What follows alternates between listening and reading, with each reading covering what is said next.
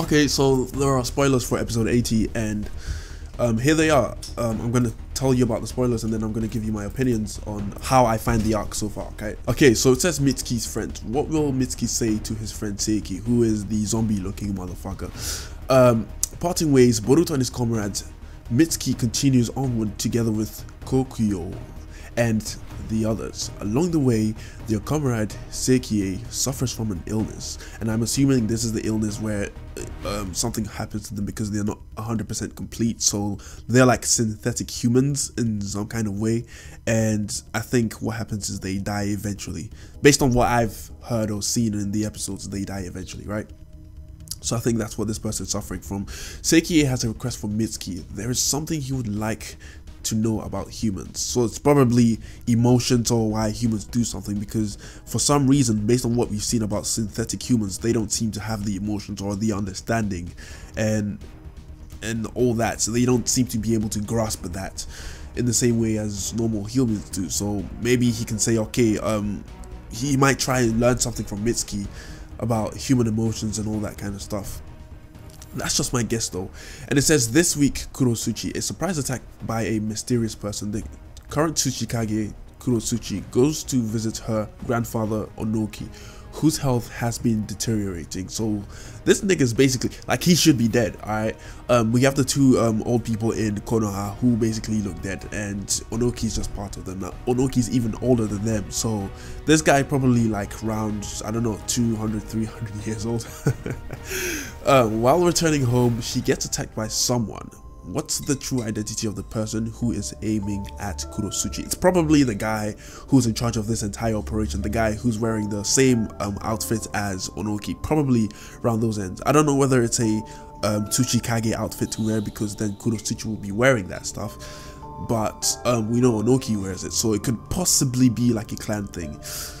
And yeah, with that being said, that has been all the spoilers. Now I'm gonna give you my opinion on this arc so far. So we had a double episode which I watched, and I was happy that we had this, because that's the first time with Boruto. But I was clearly disappointed because of a few things that actually happened in all these other episodes. Like, for example, the episodes dragging out, right? That was it was unnecessary. A lot of the information discussed is unnecessary. Number two, if you look at what the Jounins are doing, based on how they take on this whole situation, you can tell that they are not really taking it seriously, because if it really was serious, they would actually send Anbu or something. Anbu are no longer there, but like they would send some kind of special forces to take care of the situation, but instead they let a bunch of Genin deal with this, which basically shows that the situation is not as bad as it is. Third of all, Mitsuki, it doesn't matter what's the resolution is for Mitsuki, whether it's being a positive one.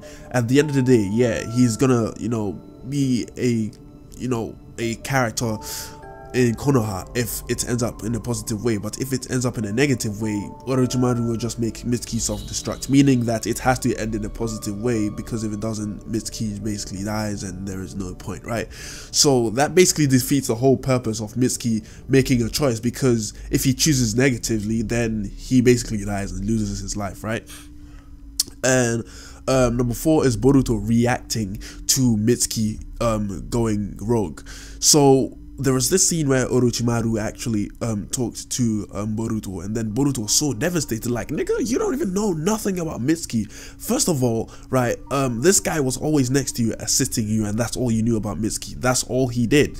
You don't know where he lives, right? He didn't know where Mitsuki lived. He didn't know anything about Mitsuki at all, and then suddenly this guy disappears and he's devastated. That's bullshit. I call that bullshit. So my final two complaints are the Jounin.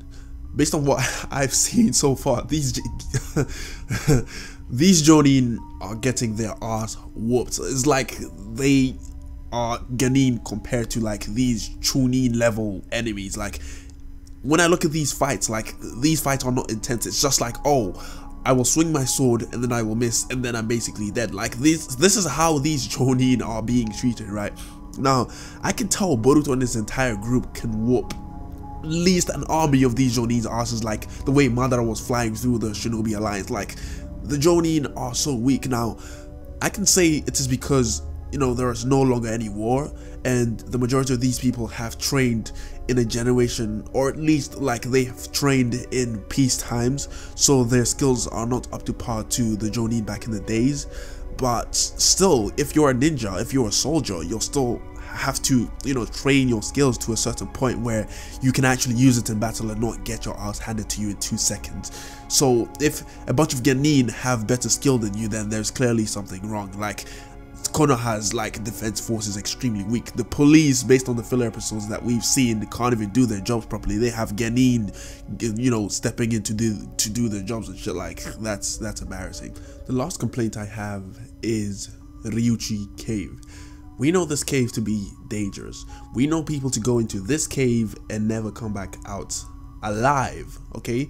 Now, a bunch of Genin go in there, do a few puzzles here and there, which require close to no effort at all, and they actually pass. Like one of those puzzles that Boruto was doing where he had to break a piece of, I don't know, was it stone or something, to figure out exactly how to get out of a cave or something. Like, yeah, you have to think outside the box, but that one was kind of easy. Like, I figured this out in like seconds after seeing it. For a bunch of Genin to actually make it to you know, the Grand Sage or whatever that person's name is that is sitting there, that's kind of embarrassing, because we've seen people dead turn into statues on their way to this, you know, Grand Sage or whatever. And it's like, if a bunch of Genin can do this, what stopped you lot from doing it? Like, I don't know what's going on, but something that was presented as legendary has now been turned into like a child's plaything.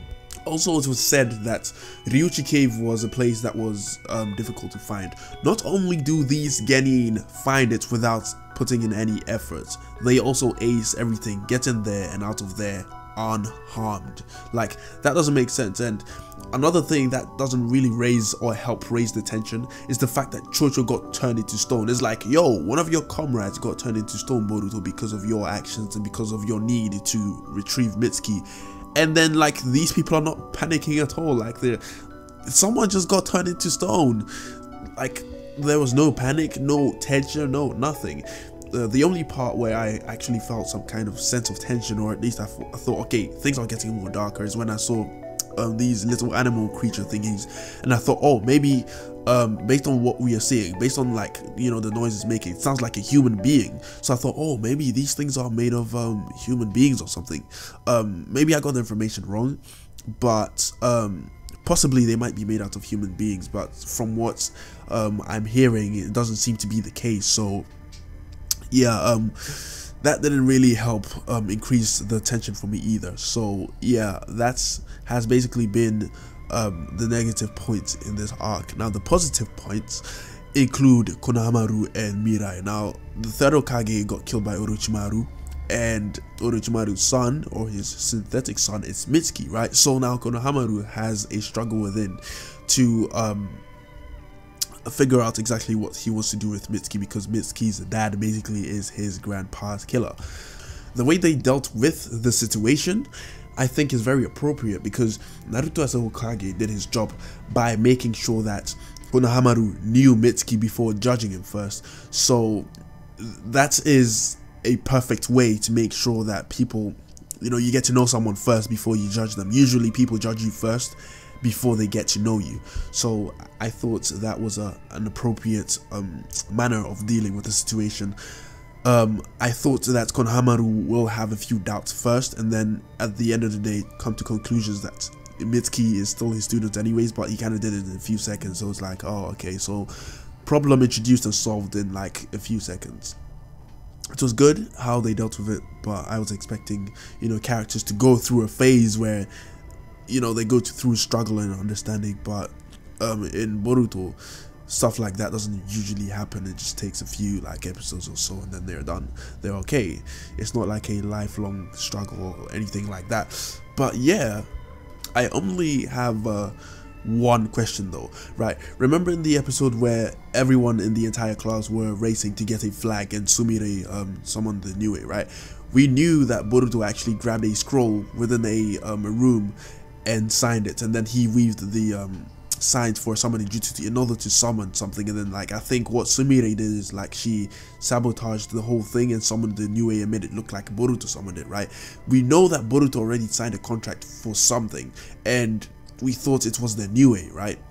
But it doesn't seem to be so. It seems that Sumire did it. So then the question is, what did Boruto sign the contract for? What animal was it? Because right now he is aligned with Garaga.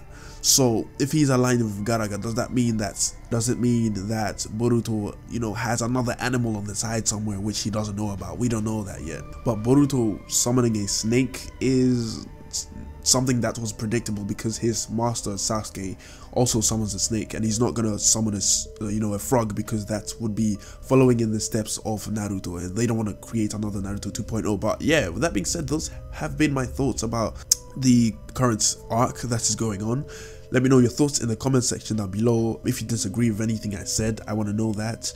Have a look at some of the videos at the end, because I actually put a lot of time and effort into actually making them, so I would automatically want you to watch them.